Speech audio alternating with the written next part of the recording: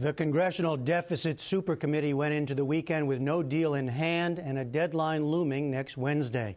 A partisan stalemate persisted over taxes and spending as the countdown continued.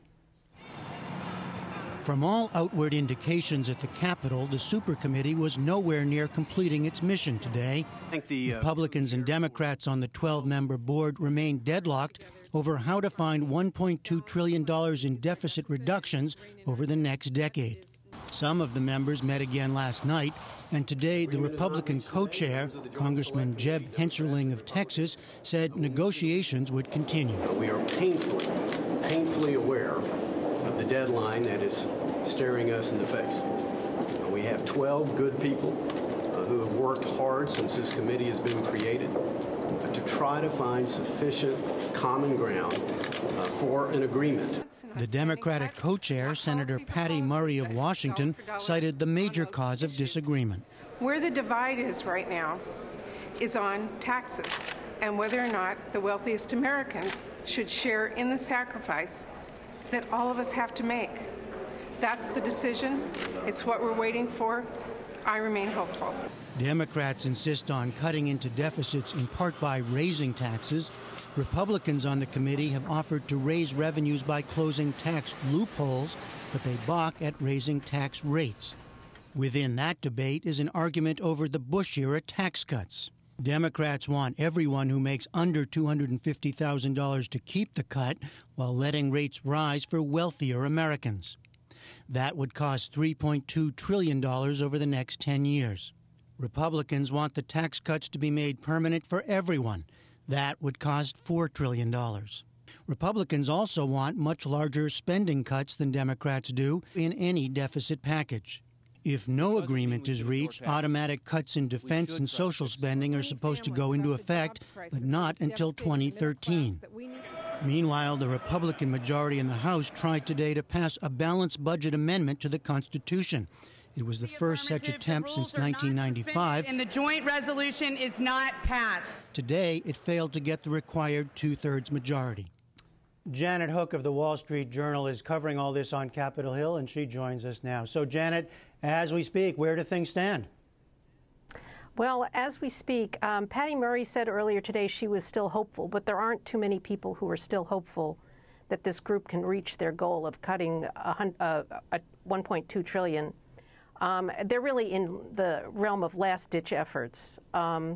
They had some closed-door meetings. There was an exchange of some more offers, but so far they're still at a stalemate. They promised to work through the weekend, but they have basically until Monday to find a breakthrough, but there isn't much sign of that breakthrough happening. Now, there were reports of the Republicans putting forward a smaller package in the $600 billion.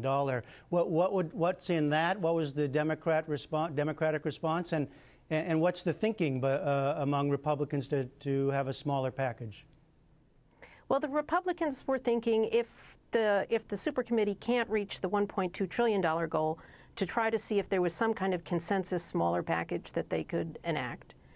And what they tried to do was assemble a bunch of proposals that were less controversial through the budget negotiations, raising fees and, smaller cuts in discretionary spending and smaller cuts in defense programs to come up with a package of $640 billion which would be about half of what the goal was. The problem with it was that when they presented it to the Democrats is the Democrats really want to see more tax increases. In whatever package they consider, the Democrats want it to be more of a balance of tax increases and spending cuts. Well, Janet, is there a sense of urgency at this point? It's hard to tell. Can you tell what's going on behind the scenes? Well, the sense of urgency is because they have this deadline coming up next Tuesday. Well, the deadline is Monday for them to submit the proposal for the committee to review, and they have to vote on it by Wednesday night at midnight. So that creates a sense of urgency because there's a deadline. But unlike a lot of the other budget debates that Congress has had this year, the consequences of them failing to act are not nearly as immediate. Earlier this year, when they were negotiating a spending bill, an overall budget, the deadline was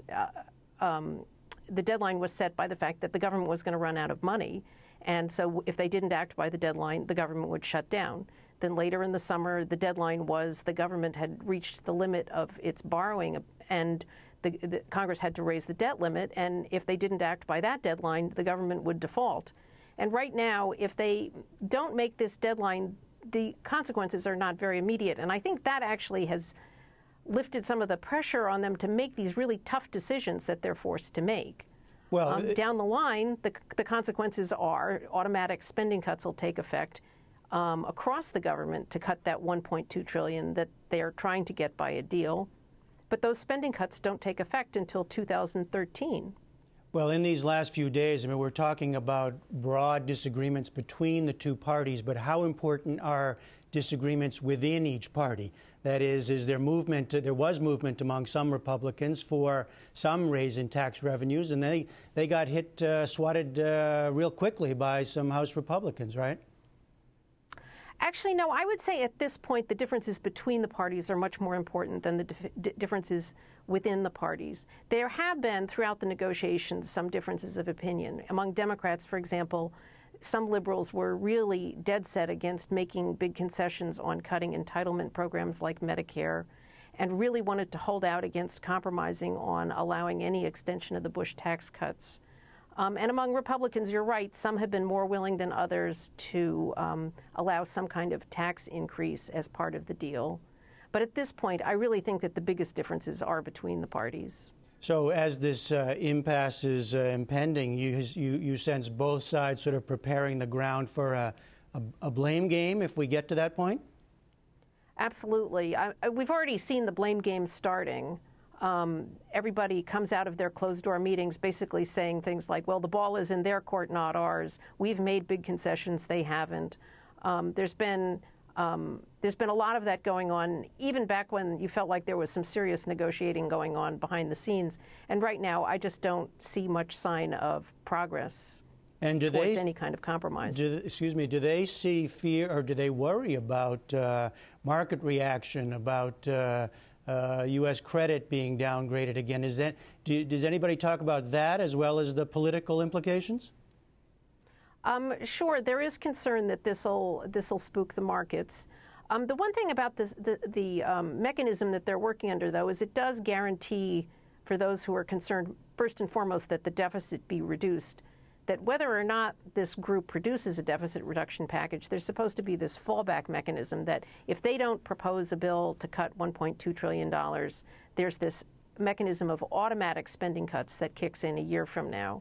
So there's some people who think that the markets won't be as spooked by this failure as they might otherwise be because there is this fallback mechanism.